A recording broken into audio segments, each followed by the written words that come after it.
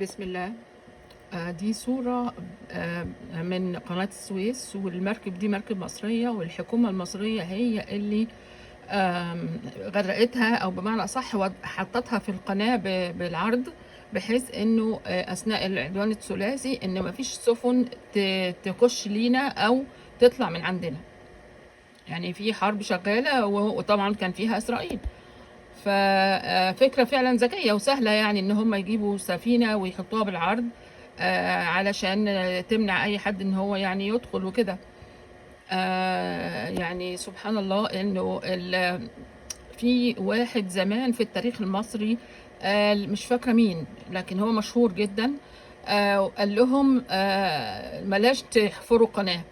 كانوش لسه بقى حفروا قناة، وكان بيفكروا لان كان في يعني هي موقعها حلو كده، قال لهم لا، لان هيجيلكوا وجع قلب منها لما تتحفر.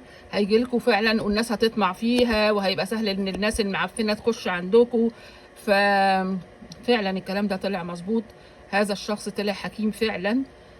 ما هو هنعمل ايه؟ يعني كل حاجه عندنا محسوده، بس احنا عندنا كنوز الارض برضه. معلش يعني. وربنا ان شاء الله يحمينا جميعا.